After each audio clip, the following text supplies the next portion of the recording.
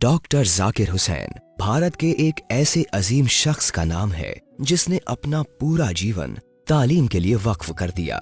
1920 में जब वो महज 23 साल के थे, तब जामिया मिलिया इस्लामिया की अलीगढ़ में बुनियाद डालने में सबसे अहम रोल अदा किया।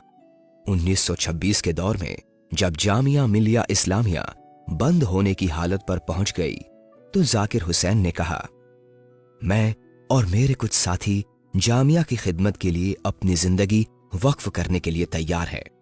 हमारे आने तक जामिया को बंद ना होने दिया जाए। जबकि उस वक्त वो जर्मनी में पीएचडी कर रहे थे।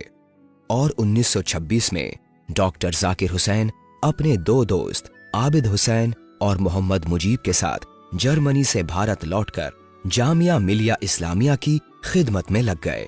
डॉक्टर जाकिर हुसैन 29 साल की उम्र में 1926 में जामिया मिलिया इस्लामिया के वाइस चांसलर बने और 1948 तक इस पद पर रहे।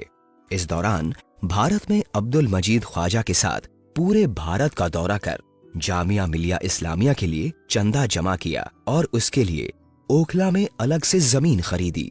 1 मार्च 1935 को जामिया के सबसे छोटे छात्र अब्दुल अजीज के हाथों ओखला में जामिया मिलिया इस्लामिया की पहली बिल्डिंग की बुनियाद रखी गई।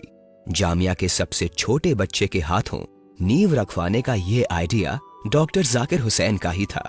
जाकिर हुसैन का ये आइडिया गांधी जी को भी खूब पसंद आया।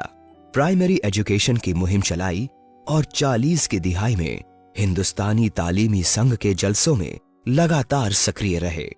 इसके बाद दिसंबर 1948 को इंडियन यूनिवर्सिटीज कमीशन के मेंबर बने। भारत के बंटवारे के बाद जब अलीगढ़ मुस्लिम यूनिवर्सिटी बंद होने की हालत में पहुंच गई, तब उसे बचाने के लिए वहां गए और नवंबर 1948 से सितंबर 1956 तक वहां के वाइस चांसलर रहे। इसी दौरान 1950 में doctor Zakir Hussain world university service के चेयरमैन बने।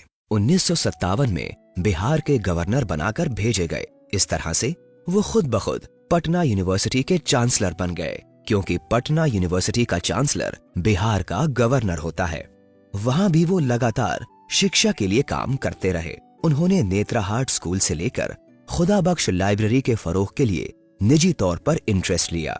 देसना की तारीखी अल इस्लाह लाइब्रेरी की किताबें उन्हीं की वजह से बच पाईं। 1962 तक डॉक्टर जाकिर हुसैन पटना यूनिवर्सिटी के चांसलर और बिहार के गवर्नर रहे और फिर 13 मई 1962 को भारत के दूसरे उपराष्ट्रपति बने।